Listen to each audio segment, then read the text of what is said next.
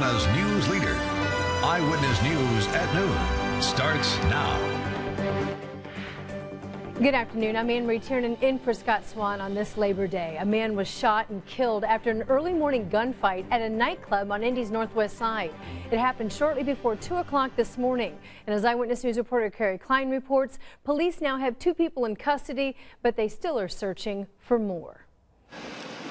Witnesses say the early morning shooting outside of Club Cubo on the city's northwest side sounded like a hail of gunfire that lasted for as long as 5 minutes. It ended with one man getting shot. He was taken to the hospital in critical condition where he later died. The yellow evidence markers marked the spot where some of the many shell casings landed. This car with bullet holes in the side and windows shattered, just one of several damaged in the gun battle. We talked with several witnesses who describe what happened leading up to the shooting. It all started because the female danced with another dude, and I guess her boyfriend got mad, and then they start fighting. And so the dude hit this dude, they got to fighting. Next thing you know, everybody ran outside, they got to busting, all you heard was pop, pop, pop. And dude came in there, he was shot in his butt.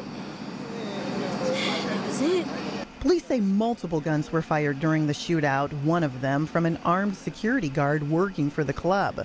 Michael Hendricks also worked security for Club Cubo. He was not the guard who fired a gun, but says part of their safety plan includes protecting patrons with deadly force if necessary. When you got somebody shooting towards the door and, towards the club period, you're putting our lives and our customers' lives at risk. So, we got to take our precautions and, do what we got to do to, keep ourselves, the club, and our customers safe.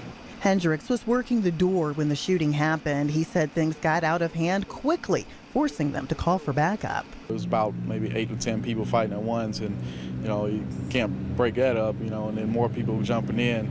So at that time, especially when the lead's outside, you call IMPD, so we can get their support, so we can have our backup so we don't put our lives in jeopardy.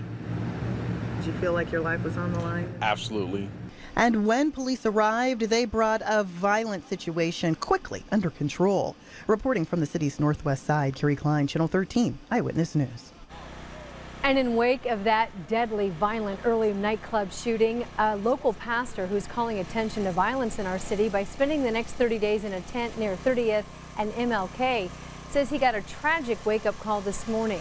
John Gurton, pastor at Christ Missionary Baptist Church, says he received a call from the grieving family of the 24-year-old who was killed at the Cubo nightclub. He says he prayed with that family member over the phone, and now he's calling for all people touched by this murder to unite for change at his tent today to come together and pray for peace for our city. I'm calling anybody that cares, anybody who has ever had a child and looked at that baby and thought, I want this baby to grow up and be something or somebody. And then to think about that baby getting to 24 years old and being snuffed out senselessly. I need my faith leaders. This is not about me, and I've made that clear. This is about the target, which is the future of this community. I don't care what race you are, what denomination you are, what your zip code is, how many letters are behind somebody's name, okay? This type of violence can actually happen to anybody, believe it or not. We just got to come together, and we have to unite. We got to unite. Until we do that, until we squeeze the people that don't care so they understand it, wow, the community is not playing with us.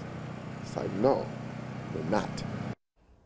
Pastor Gurton is calling his campaign Unite for Change. You can follow his progress on social media using hashtag #EnoughIsEnough, or you can go online at uniteforchange.org.